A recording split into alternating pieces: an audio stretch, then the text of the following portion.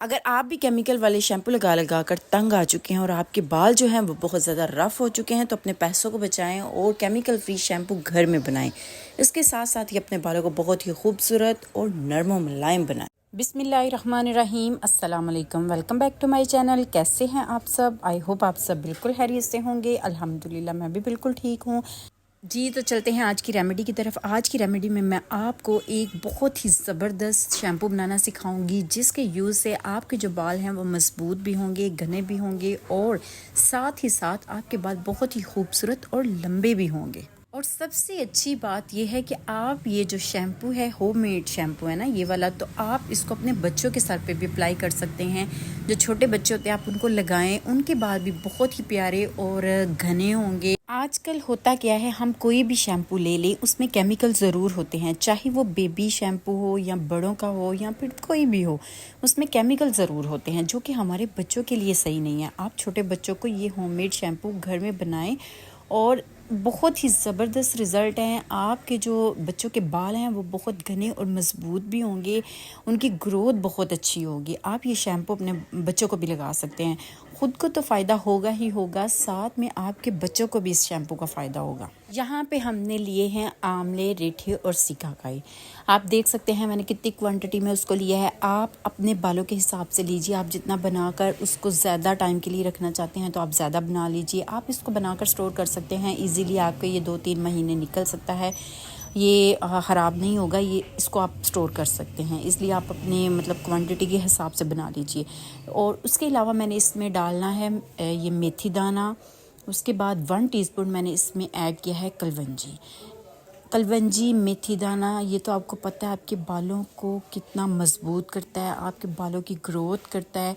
और आंवले, रीठी और सिकाकारी का तो बहुत ही फ़ायदा है आपके बालों में। आपके जो बाल हैं वो लंबे होंगे, आपके बाल शाइन करेंगे, आपके बाल सिल्की स्मूथ होंगे।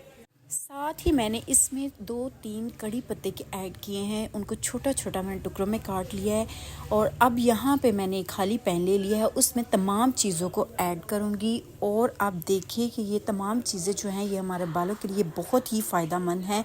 इस रेमेडी में उन्हीं चीज़ों का यूज़ किया गया है जिनके फ़ायदे आप सभी जानते हैं कि हमारे बालों में वाकई में होते हैं। इनका रिज़ल्ट वाकई हमारे बालों में आता है और इससे ही आपके बालों के लिए एक ज़बरदस्त सा शैम्पू तैयार किया गया है।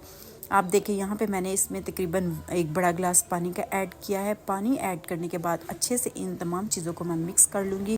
अब यहाँ पे मैंने इसको चूल्हे पे चढ़ा दिया है और तकरीबन 10-12 मिनट के लिए इसको अच्छी तरह से पकाऊंगी। ये तमाम जो चीज़ें हैं इनका असर निकल के हमारे पानी में आ जाए और इसके बाद ये तमाम चीज़ें जो हैं वो अच्छी तरह से गल भी जाएं कि इसको ग्राइंड करना जो है वो हमारे लिए मुश्किल ना हो। अब यहाँ पे आप देख सकते हैं कि थोड़ी सी मेहनत की है, थोड़ा सा हमने दिमाग का इस्तेमाल किया है कि वो एक ही बार की लाई हुई चीज़ों से हम बहुत सी रेमेडीज़ बना सकते हैं, एक कंडीशनर तैयार कर सकते हैं, शैम्पू बना सकते हैं। लेकिन होता क्या है, हमने सिर्फ देखना है कि इन चीज़ों का यूज़ कैसे सही तरीके से करके हम अपने लिए फ़ायदेमंद चीज़ें तैयार कर सकते हैं। केमिकल फ्री भी हैं और हमें फ़ायदा भी ज़्यादा मिलेगा। अब मैं इसको अच्छे तरीके से इसको पकाऊंगी। मज़ीद पकाना है कि इन तमाम जो चीज़ों का कलर है और इन तमाम चीज़ों का जो असर है वो निकल के हमारे पानी में आ जाए। हमने इसी पानी से शैम्पू तैयार करना है। तब तक आप चाहे मेरे चैनल को सब्सक्राइब कर दीजिए, बेल आइकन को ज़रूर प्रेस कर दीजिएगा ताकि मेरी हर आने वाली नई वीडियो आप तक पहले पहुंची जा सके। बात कर लेते हैं, हमारी एक बहुत ही प्यारी सिस्टर, उन्होंने हमें कमेंट करके पूछा था कि मेरे जो बाल हैं वो बढ़ते नहीं हैं, उनकी ग्रोथ नहीं होती, बस मेरे बाल जो हैं वो शोल्डर तक ही रहते हैं, काफ़ी सालों से उनकी ग्रोथ जो है वो नहीं हो रही। तो सबसे पहले आप उनको थोड़ा सा नीचे से मतलब उनकी ट्रिमिंग कीजिए, उनको कट कर लीजिएगा, ठीक है। उसके बाद आपके लिए मैंने अपने चैनल में बहुत सी ज़बरदस्त हेयर ग्रोथ की रेमेडीज़ बनाई हुई हैं। आप उनको बनाकर अपने बालों में ज़रूर अप्लाई कीजिए, आपको इंशाल्लाह बेस्ट रिज़ल्ट मिलेंगे। इसके अलावा आज की जो रेमेडी है, ये शैम्पू जो तैयार किया जा रहा है, आप इसको अच्छे तरीके से समझिए, अच्छे तरीके से देखिएगा कि किस तरह इसको बनाया जा रहा है। आप बनाइए और अपने बालों में ज़रूर लगाइएगा। इंशाल्लाह आपको इसके भी बहुत फ़ायदे मिलेंगे। जी, तो यहाँ पे जो हमारी तमाम चीज़ें वो अच्छी तरह से उनका असर निकल के पानी में आ गया। अब यहाँ पे मैं उसको अच्छे तरीके से ग्राइंड कर लूँगी। ग्राइंड करने के बाद स्ट्रेनर की मदद से उसको स्ट्रेन करना है। अब आप देखिए कि उसकी जो शक्ल है वो किस तरह जागनुमा बन गई है।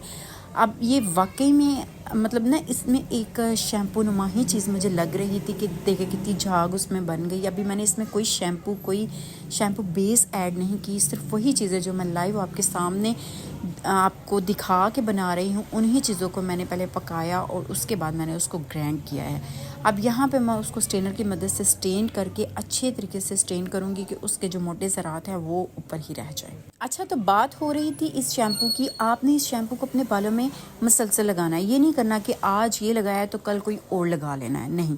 आपने अगर इसको यूज़ करना है तो मुसलसल लगातार इसी शैम्पू का यूज़ कीजिएगा और कोई शैम्पू बीच में नहीं ऐड करना, नहीं यूज़ करना कि आपको पता ही ना चले कि इसके भी आपको रिज़ल्ट मिले हैं या उसके मिले हैं। फिर आप मुझे बोलेंगे आपने जो शैम्पू बताया उससे तो हमारे बाल नहीं बढ़े, हमारे बाल जैसे थे वैसे के वैसे हैं।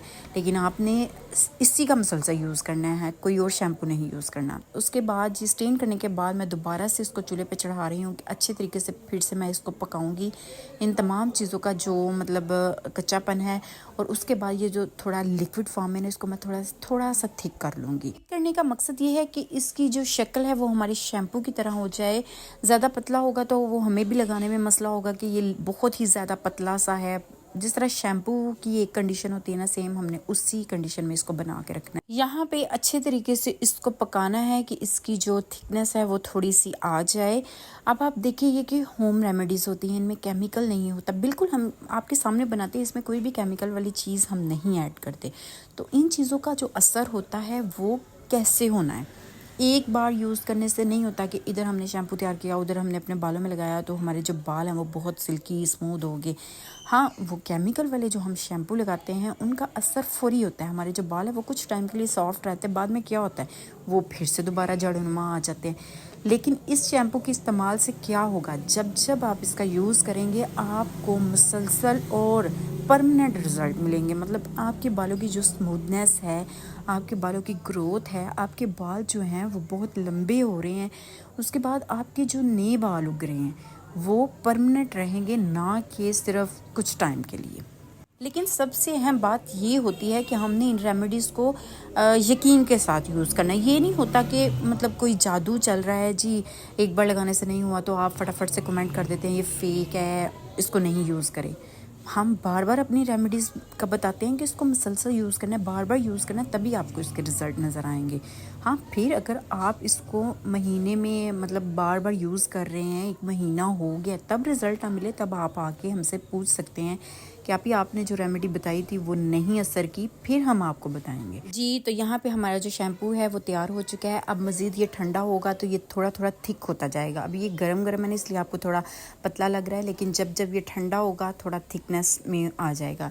यहाँ पे अब मैं इसमें ऐड कर रही हूँ एलोवेरा जेल। एलोवेरा जेल तो आपके बालों में मैं कहती हूँ कमाल ही एक रिजल्ट देते हैं ना। एलोवेरा जेल डालने के बाद आपने इसको अच्छे तरीके से मिक्स करना है और अब आपका शैम्पू बिल्कुल तैयार है। आप देखिए कि मैं इसको हाथ में लगा के बता रही हूँ। अब आपने यहाँ पे ये नहीं कहना कि इसकी जाग नहीं बनी, अभी ये गर्म है इसलिए मैं थोड़ा सा लगा रही हूँ। मज़ीद जब मतलब सही तरीके से लगाऊंगी तो बहुत ही जाग अच्छे से बन जाएगी और ये बहुत ही अच्छा शैम्पू। आप इसको अपने बालों में ज़रूर अप्लाई कीजिए। साथ ही मुझे दीजिए इजाज़त, अपना बहुत सा याद रखिएगा। अल्लाह हाफिज़।